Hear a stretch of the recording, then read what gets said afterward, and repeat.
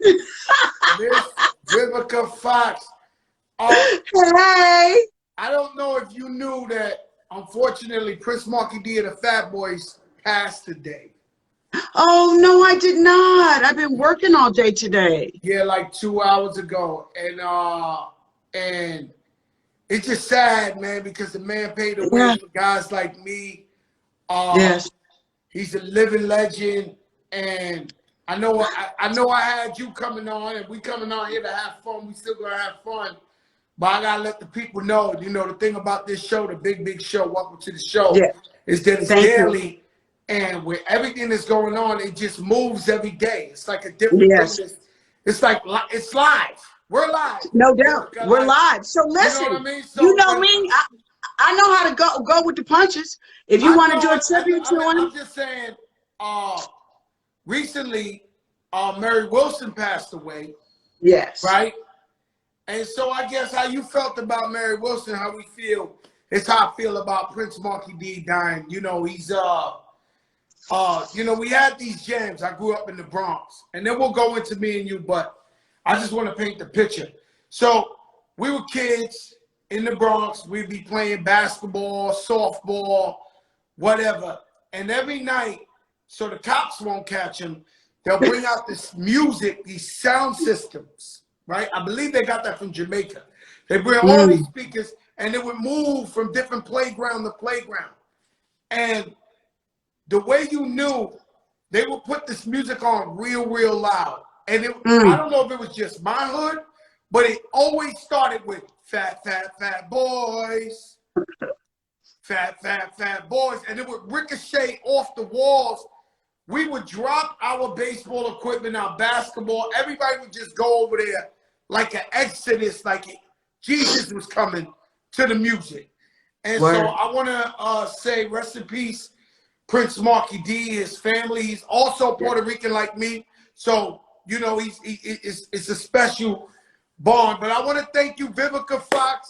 I'm sorry for bringing you in here on a sad moment, but I've been looking for you. This is a big show. And I've been looking for you. So wait a minute. Can I tell you, like, you know, like we go back like Kool-Aid, right? So when I saw somebody hit me in the thing, I thought it was somebody that was fake. Wow. I swear to God. I would think as a woman, especially, you know, an icon like you, you would think they're trying to hit you in the DM, like sliding in the DM. It ain't like, yo, Vivica, I need you on the show. It's more like, you don't pay attention to those things, huh? I did that. It literally wasn't until like I think one day either I got a like or something, and then your new song had just dropped, which I'm loving. Sunshine. You saw I posted it today. That shit is hot. Okay, it's hot. It's hot. Yes. Yo, And but Vivica, you posted it with the sexy pic too.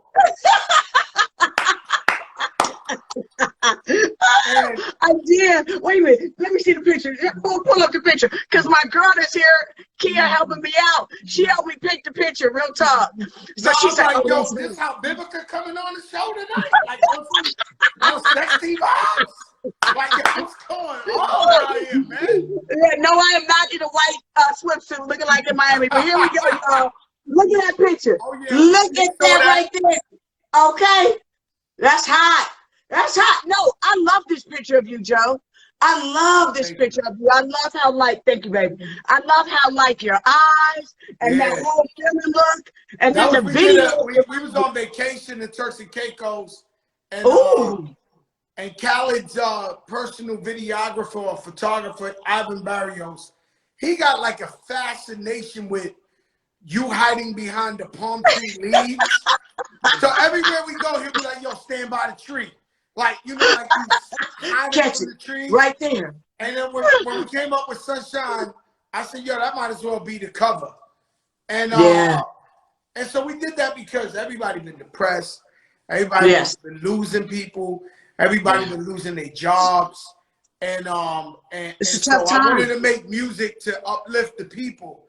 And so, you know, it's similar to like, so if you get a perfect throwback picture one of your friends give you, we normally would throw it up, Throwback Thursday. Right. But what if you want to throw it up on Monday?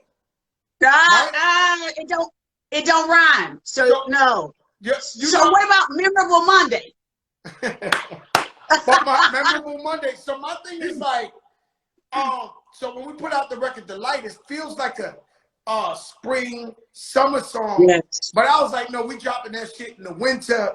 We don't Word. care. We need to bring some sunshine. We need to bring some light into life. And that's why we dropped that song the way we did. No doubt. Can I tell you when it came out? And what it reminded me of, it reminded me like the super glory days. Like, you remember Miami, the Versace days, when it was like the boat rides. And I love that you're not afraid to wear color. You know what I mean? And you was with Puff, like, it was fly. I mean, I know you instantly shot up, didn't you? Right? Yeah. No, it's doing right? great. It's doing phenomenal, man. It's actually, so it's moving like my biggest record ever right now. Good. You deserve that. It's crazy. It's crazy that you and me are able to do the things we love, and at this age too. Right. And you, what I've noticed about you, besides the fact that your work ethic is crazy, I've been feeling like you in a race or something. Like you executive producing TV shows, you do TV shows, you do the cocktails, you do the what is it about right now that got you working so much, so hard, and you like all over?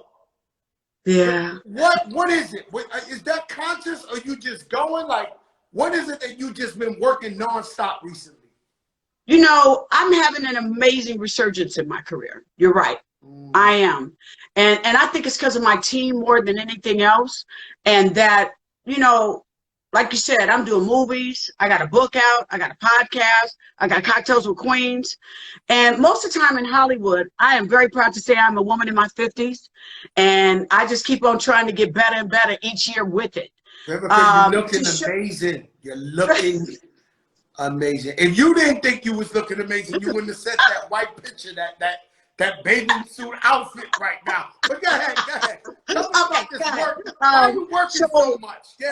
Yeah, so it's just opportunities keep coming my way, and then COVID happened. You know what I'm saying? And that got like a lot of people depressed, this and the third. And COVID, I've been able to sell a house, move up the hill into a new beautiful house with an amazing view that makes me every day so grateful to not be lazy, to inspire others that, you know, I know we're going through a tough time, y'all. And it was like, you know, with the last administration, like I campaigned for a new president, and a vice president. I did that for a reason. We have to show Generation Next how we are to pass the torch to them. We've been doing this for a long time, and why we've been able to go into different chapters, I believe, Joe, is because we've done it with class and with grace.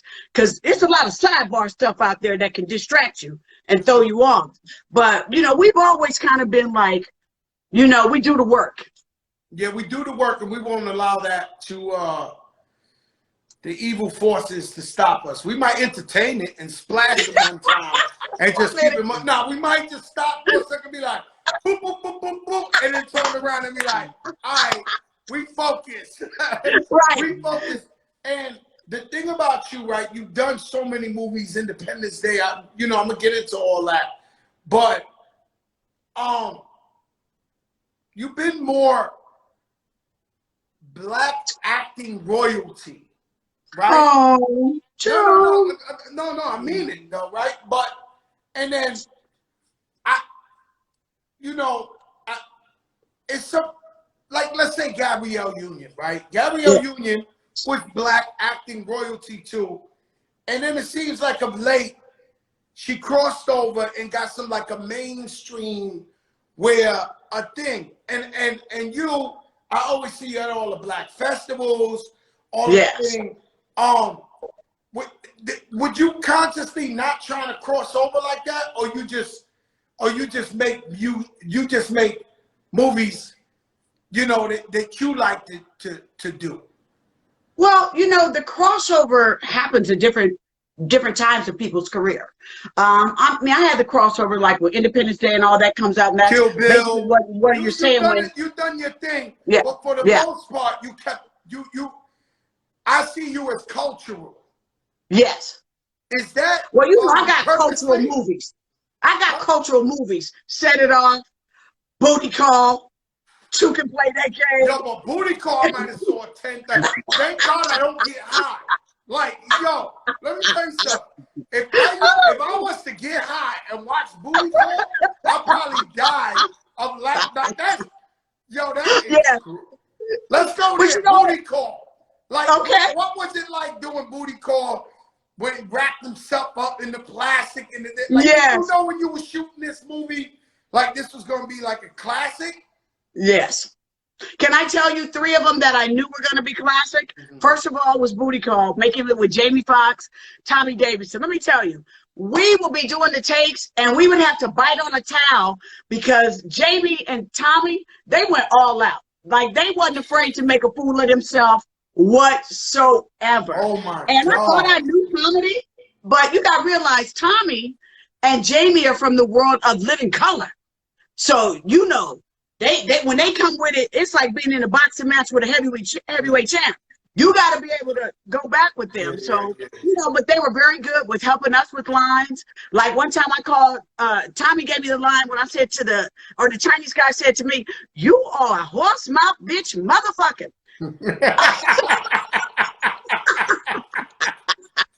I thought we died. But all the scenes, Tommy, he didn't mind wrapping himself up in the plastic. Like, it was just, I've made classic. Then when we Set It Off with Latifah, Jada, directed by F. Gary Gray. It's like really a classic. Yes. Like really, like, you know, Godfather. You know, it's so you at home in one good Sunday and you want to watch Set It Off. Like, I mean, no doubt. And then you got Latifah, you got Jada Pinkett. Yeah. And what was and Vivica Fox. Yeah, exactly, and Vivica Fox, of course. And it's just such an epic movie of sisterhood and different opinions. And I remember Bone Thugs doing the soundtrack and doing the video on top of the roof. Yes. And, boom, boom, boom, boom. What was that like, man, filming that movie? And how did you get the role? Like, how did they pick you for? Well, I'm going to share a secret with a lot of people that they don't know was that Will Smith coached me. Wow. We were doing Independence Day. So I guess, you know, Will, he was trying to score some points with Jada. But no, I told him the audition came through because F. Gary Gray, we were filming my one scene in the tunnel downtown. And next thing I turned around, there's F. Gary Gray. And he was like, "What up?" And I was like, "Yo, hey." And you're like, "I've been looking for you." Word. Again, that makes me that warms my heart.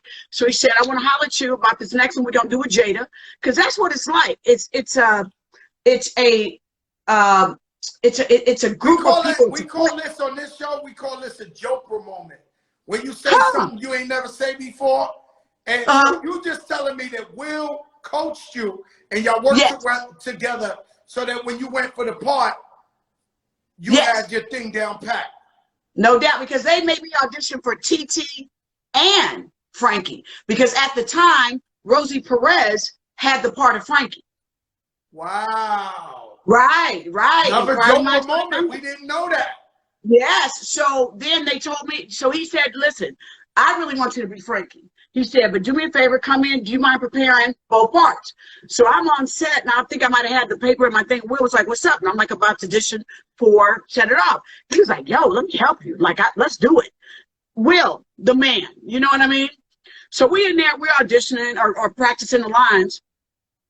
And he said, "You're not TT, you Frankie. I want you to concentrate a little bit more on Frankie." So he really helped me zone in on Frankie being like rough and in your face, but still could be working at the bank. So Frankie was definitely gave me my street cred. So when I went in, I did both parts. After Gray walked me out of the audition, he said, "You Frankie." He said, "I'm telling you, the minute if she fall out, I'm calling you." And he did. Wow. And now it's like Frankie want to blow up the bank. Frankie want to rob the bank. Frankie, yeah. Yo, you want to know what's crazy is when Spike Lee asked me to try out for night school, right? I had to audition. So I swear to God, I'm on the plane. I'm on JetBlue Mint, headed to LA to audition. I sat next to this. It's so embarrassing, I can't tell you who. He's such a famous actor, this white dude. He's older. He got a bald head. The man sitting next to me. Right now, you wouldn't figure him out. But he's like one Telly of those Savalas? Huh? Telly Savalas? Not Telly Savalas, not Bruce Willis, Oh. not that old, but Okay. you know this guy. We've seen him in a million movies, right? Okay. The guy sitting next to me while I'm going to LA. He starts talking to me, Fat Joe, what's up? You know, he starts talking about music, and he plays music in the bars on the low himself with his crew. So when we talking, I tell this man, it's a big actor, I'm telling you, Vivica. Okay. So I pull out my script. I said, I'm going to LA to try out. Oh no, for She's Gotta Have It, right? But for She's Gotta Have It on Netflix. Yes. For Spike Lee. The man reads the thing with me and he says, you gotta read it like this, like that, like that. He said, Spike Lee is asking Fat Joe to go. He wants you to do the Fat Joe, but with a little trick. And the man coached me on the plane. This is a famous actor. I don't remember his name. Oh, and the man dang. helped me get the part. That's dope. But like I'm saying, look what Will did for me. Like, Will was like, you're going to get this. But that's what actors do. Or that's what good people do. Can I say that? That see something, he must have saw a desire in you. Will, he knew I was climbing the ladder of success and knew that that was going to be next. And, I mean, I remember when we did our scene. And you never look back. At all. And you stay looking beautiful. You stay on top of your game. You stay Gotcha. pioneering. So now you're like a real boss because you got some type of deal with Lifetime where you putting out these movies now. Now you really, that's why you up in them hills. You know I know. You up in them hills now. You got that house up in that hill because you producing the movies now. Right. Yes. And what you I'm grateful. it. No doubt. You know, I love what I do. It's always great when you can do what you love to do in different chapters. And I'm grateful to Lifetime. Lifetime was the first network that after Kill Bill gave me my own show called Missing. I played a detective and I filmed that up in Toronto. It was great. Then Lifetime was the first one. Then it was like we got the boy show where I was making it rain with the boys every Wednesday, Vivica's Black Magic. You know, and then when that didn't work out, then it turned to movies. My wife won't turn off that channel. That Lifetime, it's like, I've seen every ex-husband kill their wife, try to collect the insurance money. Like, yes, all that. Fake the deaths. Like, that's the Advance All My Children 2021 or something. I mean, it's crazy. And I see you work with the jail guy. What's his name? Jeremy? Oh, yes. Let's talk about that. True to the game. Let me tell you, that you know, I have a tendency, I didn't have some fabulous co-stars. I've been very blessed to work with the best. But can I tell you one thing that I love about Jeremy, that when he came on screen, True to the Game was his first movie. He had never acted before. He had been modeling. He was over there, you know, ripping the runway. You know, he went from Prison Bay to That Bay to marrying an heiress, having a baby, to now he's an actor. And so the first time we all saw him on screen, he just had that it factor. Like some people like those eyes, and you know, he got the neck and he's tall. Like I was like, Manny Haley, who produces him. I said, sign him up for 2. You got to sign him up for 2 because this dude is, before white people pluck him. You know what I mean? I'm like, they already got him with the modeling thing, but when they see how much they already got him with the girlfriend. Like he got a billionaire girlfriend. The white girl bagged him early. Right? Like the billionaire chick bagged him early. Like he secured the bag. He secured the bag. He secured that bag. ASAP. Okay. I ain't mad at him about that. Let me ask you something. Have you ever worked with opposite from a guy that was just too handsome to work with? Like when you looking at him, you're like, damn, this dude he might be too much. Well, I love a challenge.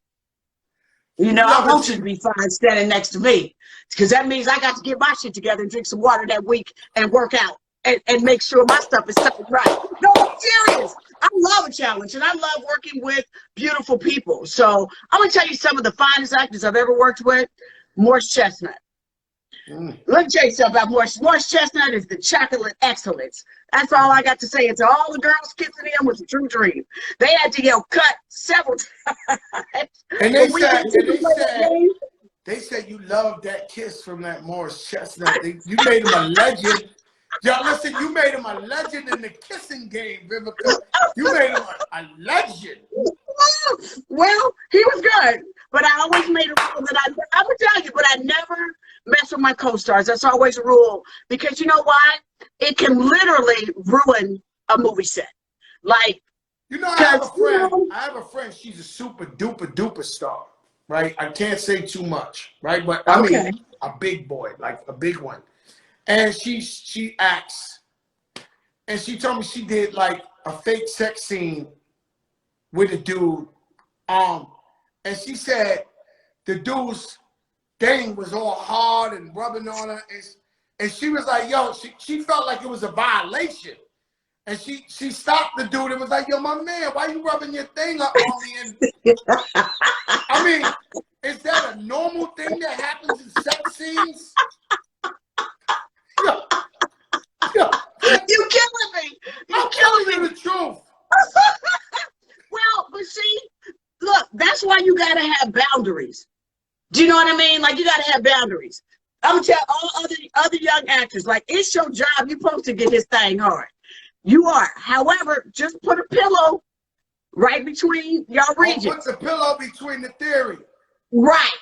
So you know what I mean? So then that way, if it happened, it's like a dog humping on the leg, and you know you protect it. Yeah, that's smart. Like she should have did that. So, she said this dude had that thing rubbing on her arm. She sat down in the wall and she was like, yo, listen, man. This guy rubbing this shit. I had to stop him. Like, yo, my man, you trying to get off on me? Like, it's active. Okay. Like you have to make sure, like when you do kissing scenes, whether or not you grant a person permission to put their tongue in your mouth. Like I discussed that. That's just communication. Because not everybody do you feel, because when you do the tongue in the mouth, to me, it's very intimate. You know what I mean? Because most of the time it's a kind of air kiss, it's choreographed. You know what I mean? But if it's somebody that like you want it to look like boom, boom, fire, then you got to have that talk. And then make sure somebody got fresh breath. Oh, man, if they ain't got fresh breath, it's over. Right. Okay, it's a must. Like you got to have a dude with fucking Tic Tacs on the side. Like, yo, stink breath is the worst shit in the universe. It is. It is. If you come over here with some burning off your eyelashes and shit, you like, I can't do that. It'll turn the most beautiful person ugly. Oh, I know. I've been there. We've been at it, bitch. You know, I did like a fake. I thought I was gonna get murdered. I shot a video. I think last year. It's called Deep, and I had my first fake like sex scene, a love scene. Yeah, I shot the video, and I ain't gonna lie, I was nervous. I didn't think I would be nervous, but I was nervous. Cameras, I didn't want to do too much. Like, I didn't want the girl to think I was a scumbag / You didn't want it to be like, I didn't want to get murdered when I got home and that video came out. I mean, it was nice. It was regular. I didn't go there, you know? Okay, good. But did you and her talk about the love scene, like where it's kind of choreographed? She was about that life. She was like, she ain't never say one time, you can't touch me, you can't this, you can't this. You know, she was all big yo. So, but I mean, respectfully. But she never said none of that. But me, I was just like, you know, it's weird because I feel like, you know, I got a family, I walk in, I was just like, yo, it might be too much. And Irv told me he would not shoot the video if I didn't do the scene. Damn. He called my wife. Can I say this? That cut is going to make the video, because there's nothing worse than somebody to put you through a love scene and then it don't make the cut. Because I've done that before in movies too, where you thought you did something that was fly and they were like, oh, we ran out of time. So, you know, we had to cut that. So you better make sure that makes it. Nah, it's in the video. The video been out for a year, but okay. I've been in plenty, but even like, let's say night school, right? When I had the opportunity to do night school and it was Kevin Hart, it was Tiffany Haddish, bro, I learned so much being in that movie. They was going at it. Like, who's the king of comedy? Oh, yeah. And then the finished product was dope, but there were so many takes. They were like, I guess they wanted to make it like PG-13. But if they would have did the R version, the rated R, that shit would have been a classic for the rest of life. And I had the opportunity to sit there and I was like, wow, you could do that? You could improvise like that? Wow, I was just learning. Soaking it up. Like, who are actors you worked with that you soaked it up and you was like, wow, I didn't know you could do that. That's dope. Ooh. Well, I'm going to tell you, when I did the show with Larry David, what was that show? Oh, shoot, did everybody love? Curb Your Enthusiasm? Curb Your Enthusiasm, thank you. Okay, that's all improv. And, you know, their style of comedy is different than black people's style. You know, black people, we just go murder each other with the jokes. Curb Your Enthusiasm was, creative, and he always used to tell me, don't try to be funny. Don't try to be funny. And I would be like, oh, okay, but we are doing a comedy, right? So I learned to just be queen of reactions. Yeah, his thing is dry comedy. Yes, exactly. No, I exactly. love Curb Your Enthusiasm. His thing is dry comedy. It's like, you'll get it later. Yes, right. It's just different. I'll tell you some funny thing happened to me. That happens in Curb Your Enthusiasm all the time, and I should have known better. So I'm going up to have a meeting with some executive, like a boss, right? Some lady I never met her before. So I'm on the elevator with my mans, and they're like, "Yeah, what floor?" I'm like 14, and I'm like, "Man, I hope this bitch, yeah." I'm on the elevator. I'm like, "I hope this bitch, man, because I don't really give a fuck, man. I'm coming to see this bitch today over there." So I'm talking like hood on the elevator. Problem is, there's a female on that elevator, right? She gets out on the same floor as us. Oh, shit. And when I walk in the office, it's the girl that I'm going to meet. Well, woman who's an executive. And the first thing she did when she said that was my Curb Your Enthusiasm moment. She was like, "Oh, I guess I'm the bitch that you know." And I'm like, "No, I'm sorry, that's how the guys kick it." Yo, I learned from that point on, I don't give a fuck who's on that elevator. I'm like this. Right, how you doing? Right.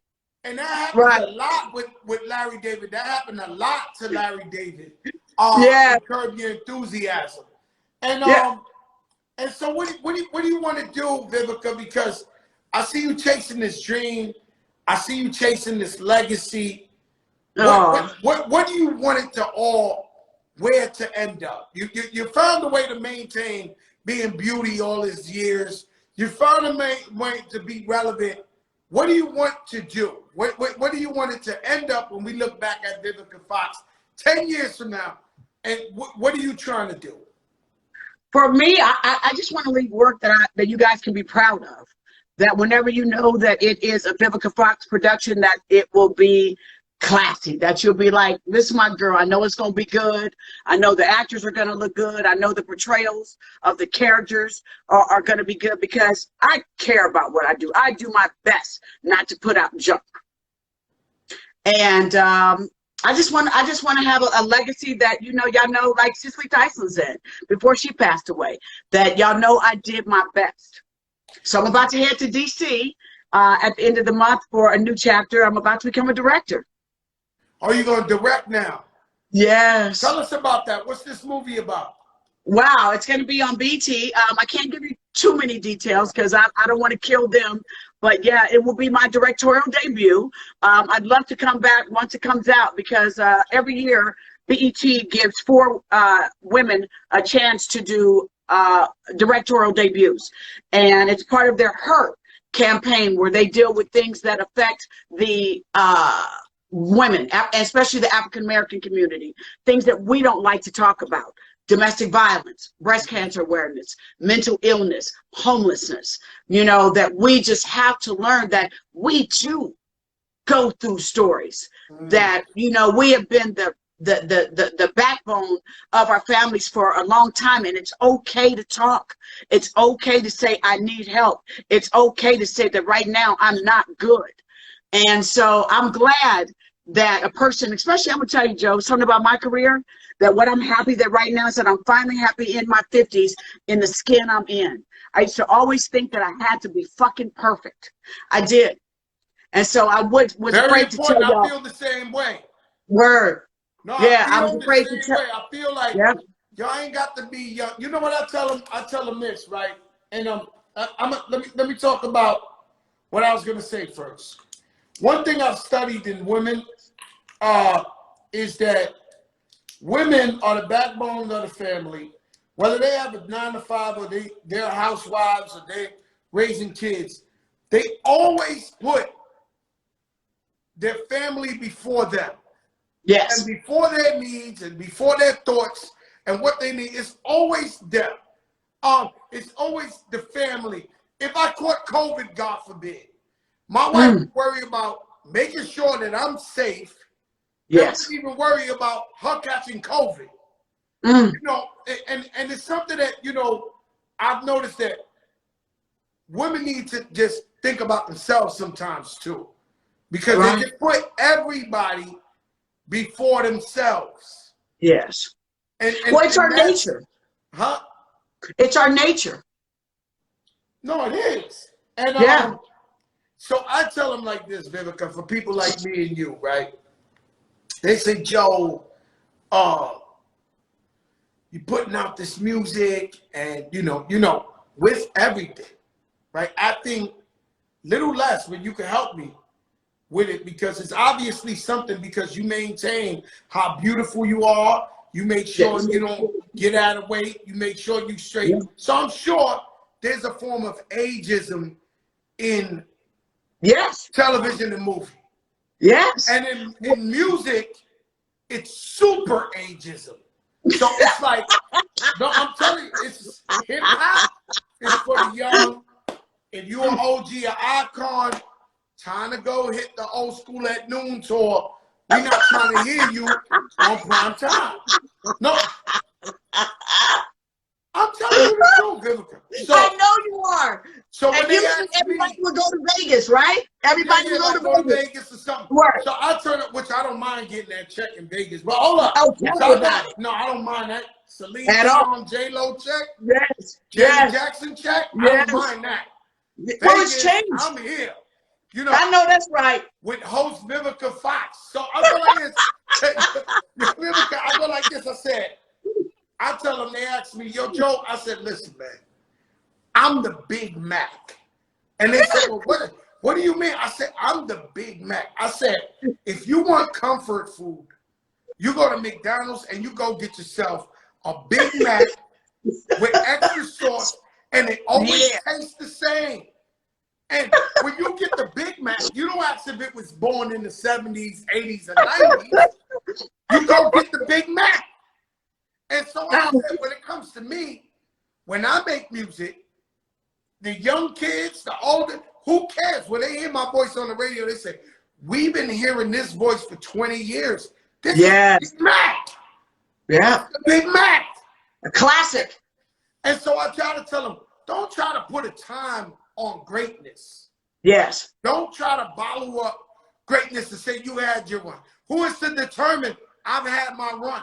Who is to say I am not Dionne Warwick, who started in the late 40s? Who is to say I am not Tina Turner, who had her first hit at 48? Or Carlos Santana, who had his biggest hit at 50?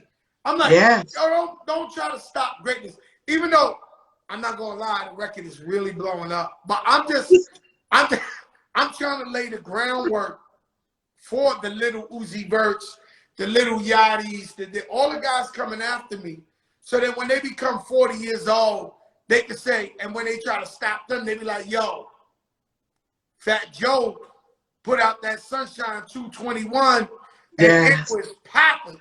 So you can't tell me or put a time on my greatness. And I think you on the same tip with the acting and not producing and directing. Yes. Yeah, absolutely. You know, and this is what you try to explain to the young generation, because, you know, they live in a generation that they swipe everything so quick. Or let me put something on YouTube, or let me do the twerking video and see how many likes I can get, or do something drastic to get likes. A career has longevity. A career isn't built overnight. It happens through many different chapters. And I'm just so blessed that I got good people around me that tell me when I'm messing up, when I'm team too much, or a team that says, hey, let's do movies now. Let's have you produce. Let's have you be an author. Let's have you do a hair collection. Let's have you do a podcast. I have people surrounded, a team surrounded by me that are looking at the longevity of the career, not just a moment. You know, it's crazy. I had Cheryl Coco from SWV last night on here. And she, you know, I grew up in the same projects as her, the same block. What? Yeah, so it was like, you know, I hope I did my job well, because I was wrapped up in so emotional, because she was the first one to blow out my projects on another level. So it was like overnight, she was a superstar. We didn't see her. And so it took me years and years and years till I ran into her in the airport. And I'm like, I'm wondering if Cheryl sees what I'm doing. Like, if she knows what I'm. So last night we got together, and she gave me her top 5 greatest singers, and one of them was Miss Patti LaBelle. Yes. And I told her, I not only love Patti for her music. Yes. I love Patti because she's still making $40 million a year in 2021 off her pies. Right. I was going to say, I love Patti pies. So, you know, let's talk about that. It inspires me. Yes. Right? I always look through a lens of inspiration, never jealousy. Exactly. So if somebody I look up to makes it as an entrepreneur, philanthropist, whatever, I say, wow, we can do that. Yes. And so the moves you're making now with the directing, with the producing, with you pioneering that for the ladies. I'm sure we got other ones. Absolutely. Like Eva Duvet or Lena Wade. But you know, you try and get your thing in too. Absolutely. Listen, as I said, I want to have a career that when I look back out, I was like, wow, we did that. You know what I'm saying? And I would tell you, when I learned my hustle mentality was when I kind of started hanging around people in the music game. Puffies, J-Lo, Beyonce, paying attention to them being able to do music, movies, colognes, clothing, not just going after one source of income. Never limit yourself. You know, so like with me, when I did my hair collection, which now I'm about to celebrate 10 years of being in the Vivica Fox hair collection, I got teased. They said, oh my God, when the check stopped coming in, now she's selling wigs, not knowing that the hair collection is $1 billion a year franchise. So I was like, wow. And as much money as I spent on wigs and weaves, I was like, yo, check it out. Let me get back some of that pot. Some of that pot. You know what I'm saying? And that's I work 3 days where I go do the photo shoot and I promote it all year. It's like, and then the brand of Vivica Fox keeps growing. That then led me to be able to say, hey, when I do my movies, if y'all can't afford the budget for the clothes, for us to look good, I'll chip in on the wardrobe. You gotta spend money to make money. That's an old saying from back in the day. You already know that. And you gotta not be afraid to invest in you. I mean, you're only saying what I say every night to people. You know, I'm independent. I pay for my videos. I pay for my radio promotion. I pay for the naked. I pay for everything. I've been like this for like 16 years. And even at a time when I wasn't doing as good as I am, I would go overseas and do a tour for 2 months, come back with the money I got, and invested in my music and my videos to make more. And some people don't realize you have to invest in yourself. Absolutely. Nothing's free. Nobody's going to come hand you nothing. You got to invest in yourself, in your brand. I mean. And can I say this too, Joe? Especially once you get older. Because the studios and everybody's like, oh, well, you know, your draw may not be what it used to be. Like they try to tell you, like, women my age, oh, normally we would be put out to pasture. You have nothing more to offer. You can't get it, and don't nobody want to give it to you. Psych. Because right now you see these baby boomers finer than ever, from Jennifer Lopez to Jada to Latifah to Vivica to Toni Braxton. Did you see Toni Braxton walking the other day in the drawers and the shade blonde hair? Yeah, I was like, I see Toni Braxton a lot. I'm a big Toni Braxton fan, so I know all about her song with her. I'm big on Toni Braxton. Right. Like so I you're love seeing these. Toni different. Yeah. Okay. Well, come on back. Come on back, because you're about to leave us. You're about to leave us for just a second. No, Toni different, man. I'm telling you, she's aged super gracefully. Yes, I know. I love Toni. You know, Toni was the first one that showed up and was like, I'm just gonna have a strap here and then over. I'm gonna have a leg showing. I'm gonna have a leg showing. Yeah. Yes. I'm gonna come out feeling good about myself. Yes, and they can sing too, and was beautiful. Of course. You know. So, but I was gonna say, think about for us. So we're getting older, like. That now we're able to invest in our own careers and then have resurgence. Everybody's like, oh, I'm feeling you. Look at what Beyonce did. Beyonce, they didn't want to give her the kind of album she wanted. So what did she do? She said, I'm going to go make my own album, make 14 of my own videos, and I'm going to drop it at my own time. You're not creatively going to tell me where I'm at. I'm going to show you where I'm at. No, that's a fact. You know, I had dinner one time, only one time, and I don't want to name drop, right? But I had dinner only one time with Mickey Rourke, right? Oh, yes. So okay. it was me, a bunch of Italians, and Mickey Rourke in Miami. No, I'm telling you, this was some gangster shit, right? But he was there. He knew one of the Italian guys, and he was talking. And Mickey Rourke, remember, he was so handsome when he was young and all that. Yeah. And then he starts saying that he dissed certain people, so they blackballed him from the industry at the time. Okay. And then so I guess he grew up as a person, made amends, made good for what he did. And the next thing, 5-10 years later, I see him starring in like Iron Man or some shit like that. And then he did the movie The Wrestler. But he humbled himself and he made good with whatever he did.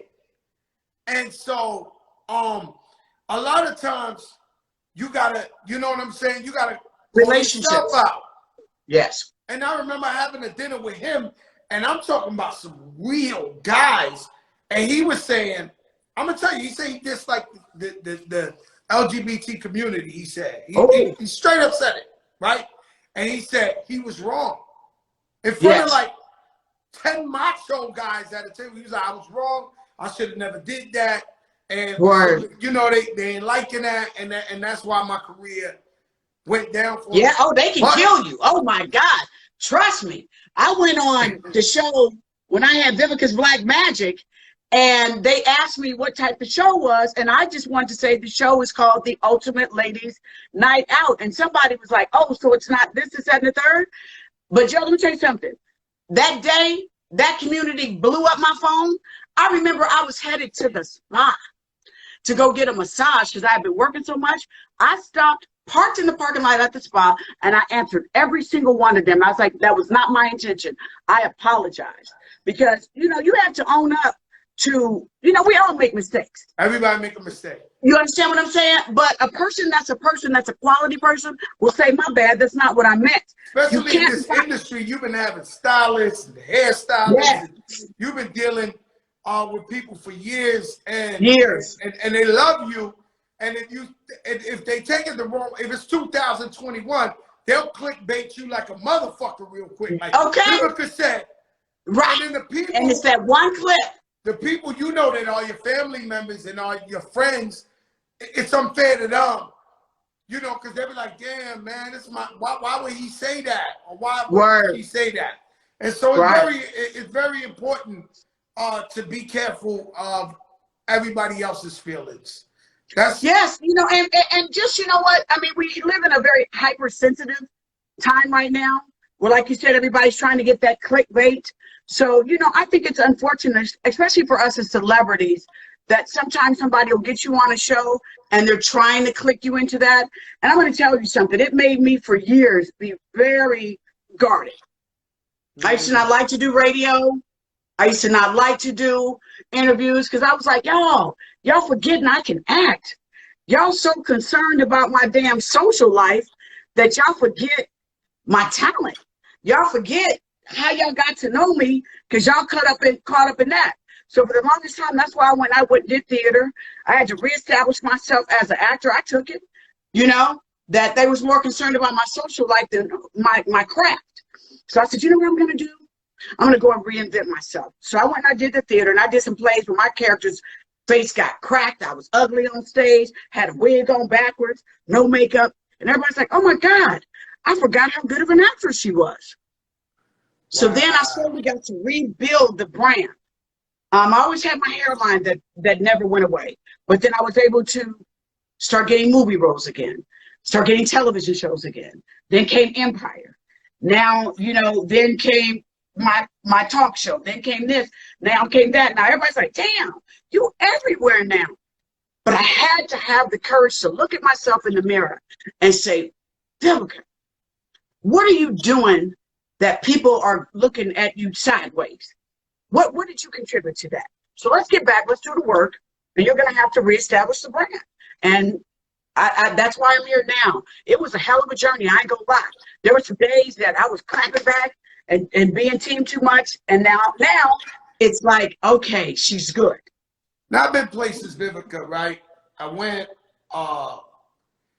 you know, I went from having the #1 song in America to getting into this tax case where I went to jail for taxes, even though I'm telling you, I did everything in the world, every crime you could think of. I wasn't guilty of this, but I went to jail for it. I had to pay all this money back. And I remember I was just doing shows, and there's no disrespect because overseas they love hip hop so much, but I was over there on tour for like, I don't even know how to explain it to you. It might have been 8 months. I was just town to town, Yugoslavia, this, bummy hotels, regular, no tour bus, regular van, trying to get my money back up. Right. And I remember one time I was sitting in the van and this dude was driving us. And he said, so I think that was frustrating, right? Because I had come from doing summer jams and stadiums and flying private planes to back to the grind. Right. My family ain't understand because I kept them living the way they live and I kept paying the bills. White people still getting Birkins, sending my son to college. But I was in West Bubba fuck running. But the guy was driving me around. I came out of a show and everybody, you know, in Europe, they all smoke cigarettes. So I smelled like I don't smoke. And I smelled like a giant cigarette. Sitting down and I was frustrated. And I was like, yo, man, I'm getting tired of doing these shits, right?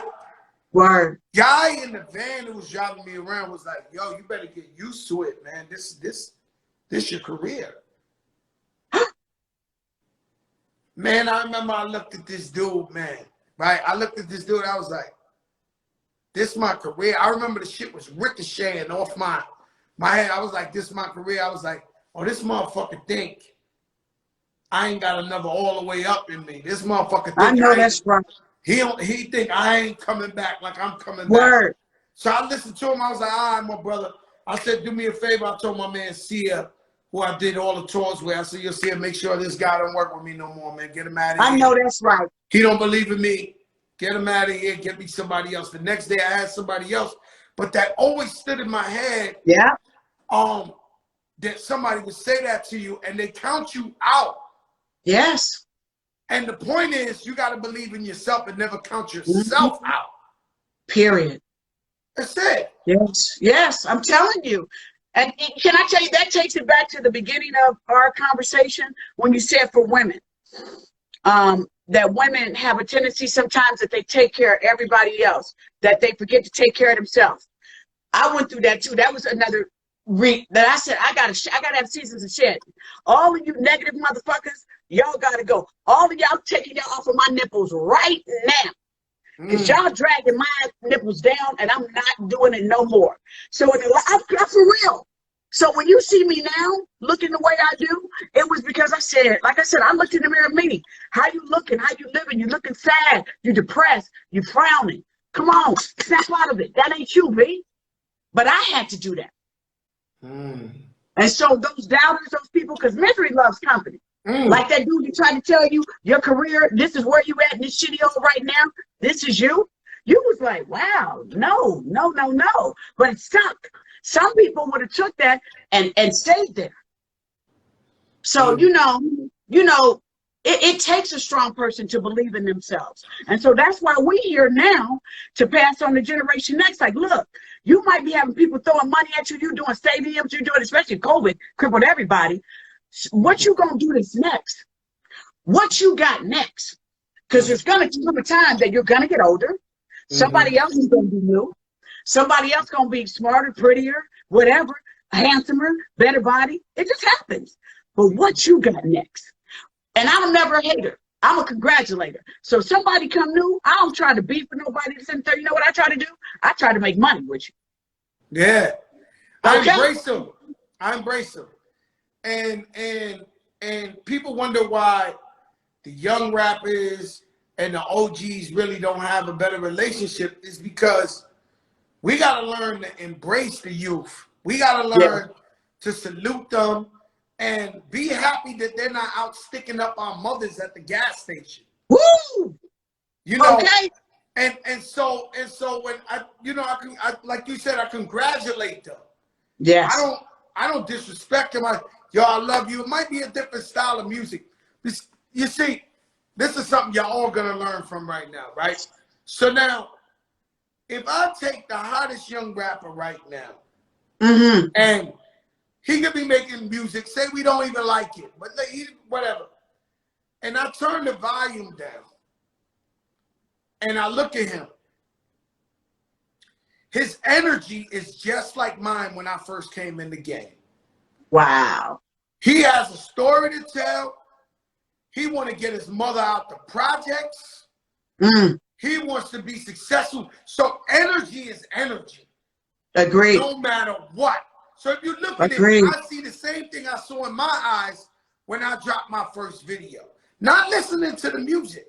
So you got to understand, it's our job to be transparent and help them along the way and let them know we made those mistakes. Don't do that one. That's not going to help you. And try to open doors for them. And you know, you get some that listen.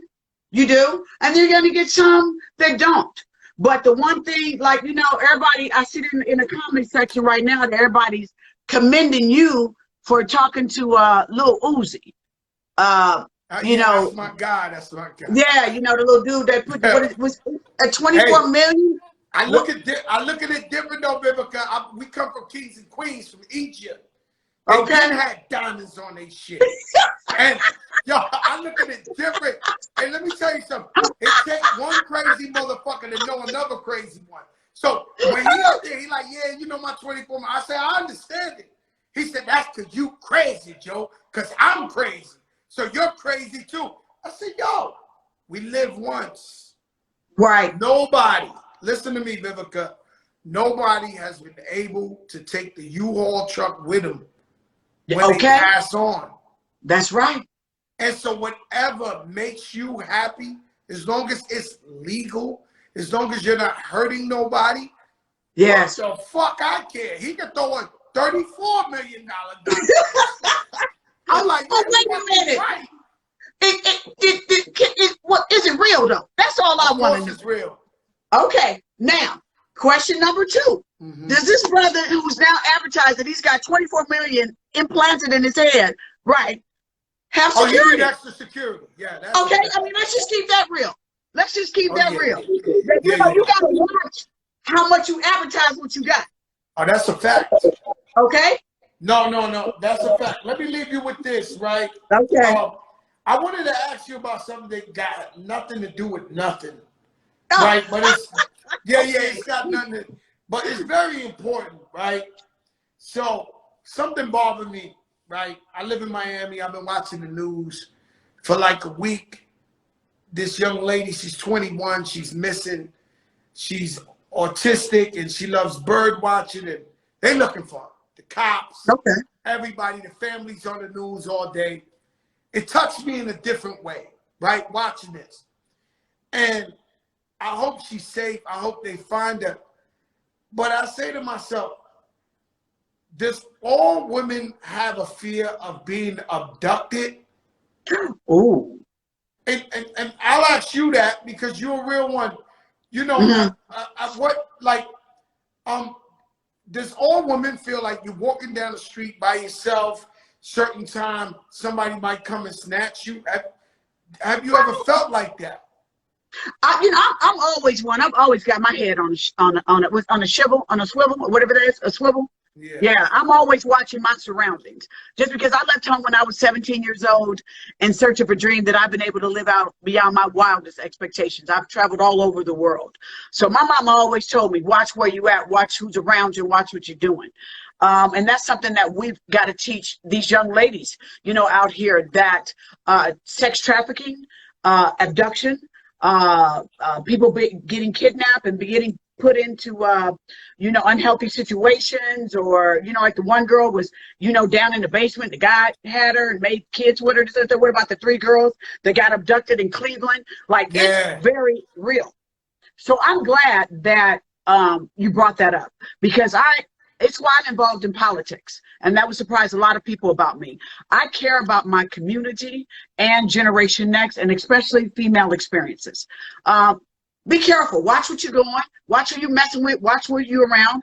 Always watch your surroundings. You know, I tell people that if you're somewhere and you see a truck that's got the blacked out, you know, windows and this, that, and the third, or you just feel a vibe. If you feel a vibe, somebody over your shoulder, or somebody, you know, because I see things where women sometimes they shopping and they putting a baby in the car, or they putting the groceries in the car, this and the third, and they not watching, somebody watching them. So it's just, you know, I grew up 2 blocks from the projects. So my mama taught me, I'm from Indianapolis, Indiana, always watch your surroundings, and especially for females. You know, just be careful. You know, here I am, I live in a beautiful private neighborhood, and I still watch my surroundings. You know, it's crazy because me, I've always been like, I watch my surroundings, but I guess I feel like I'm tough. So I don't worry so much as for that. But it was something that made me think about that today. I was like, do women always have this fear? Because look, like, I mean, the girl, we hope we find her, but she wasn't asking for nobody to abduct her or take her. Or that's the last thing somebody would be thinking, that they're going to come and grab you. And, you know, we'll move on positive, and God bless her, and I hope they find her. Prayers up. Prayers up, for real. This I mean, they're all sad, but this is a sad one, right? Your 5 favorite female actresses of all time. My 5 of all time. Okay. Of all time, Cicely Tyson, Diane Carroll, Angela Bassett, Regina King. Yeah, she made that. And I got to think of a young one. Keke Palmer. Keke Palmer. Keke Palmer can act. Right. I'm going to tell you, don't get that twisted. They're all phenomenal. Yes. I love the role that Keke played. She was the lesbian girl in the Bronx. You seen that movie? No, what's the name of it? Oh, no, that was it. Like, you know, you always have a movie that somebody breaks out like, oh, shit. Oh, yeah. She played like she was from the Bronx. She was in the strip club, thug, lesbian. She played that shit so crazy. Like, hey, can I tell you before I go, I have a new show that's premiering tonight, where we let African American filmmakers have a platform to showcase their films, and it's on Fox Soul, my show that I do, Cocktails with Queens. So a little bit later tonight, y'all, 10 o'clock East Coast, 7 o'clock, please watch The Screening Room. I am giving African American filmmakers a platform to showcase their films. Where could they see that at? They can see that on Fox Soul YouTube channel. Yeah, and they say the movie Kiki did is called A Pimp. But let me tell you, I'm gonna tell you something, Vivica. The lady that really stands out to me is Viola. I forgot. Oh, dang. No. If you want to give me 10, I got mine. Okay. Who's your 5? Wow. I didn't want to do that. I mean, come on. I gave him my 1. Oh, shit, that's hard as hell. Viola Davis is 1. Yes. Man, it's so many. That's hard. I wasn't ready for that. Fox come out your mouth. Huh? Vivica Fox is always in there. Vivica Fox is always in there. Ruby Davis. It's so many. I can't even. And my thing is so. What's homegirl? She did the white girl. She did she just had that series where her husband killed his mistress. Homeland? Nah, what's her name, man? She's amazing. She's amazing. Where homeboy killed his side chick because she was gonna tell his wife. Man, I love Taraji as well. Yes. I love Taraji as well. Nicole Kidman. Yes, Nicole Kidman. Yes, she's like, good. Charlize Theron. Charlize. Was it Charlize Theron. She's from South Africa. Yes, she's good. Remember when she played that role? Monster. You see this? Right. She won an Oscar. She won an Oscar for that. Yes, she did. I didn't know that. Yes, she won an Oscar for Monster. Nailed it. But you know, that's what you want. Those are the kind of roles that you want as actresses. You know, you didn't even see her. She got the prosthetics with the mouth. She looked ugly as hell. You know what I'm saying? Can I tell you, for an attractive actress, that's the only time that they take you seriously as an actress. When you get ugly. You said you did the stage. Yes, the stage play. Broadway, and you was ugly on purpose. Yes, you have to. That's the only way they take you seriously, because everybody thinks when you're attractive that everything is just roses and easy for you. And so next movie, I gotta wear a mask because I'm too fucking handsome for this shit right here. This is why they ain't been giving me my props. This is why they ain't been giving it to me, Vivica. Vivica, we love you. I don't want them to give you a love scene so you're uncomfortable. How about that? Listen, or let you know what you're watching. Man, I was very uncomfortable. We love you, Vivica. I thank you for coming on here. We appreciate everything you have done. We watching, we supporting. Keep doing it. Keep rising to the top. No doubt. Much love right back at you and your family. You know, keep making it do what it do, brother. Until next time. Thank you. All right. All right, bro. Bye. Vivica Fox. And you don't know who I know, God damn it.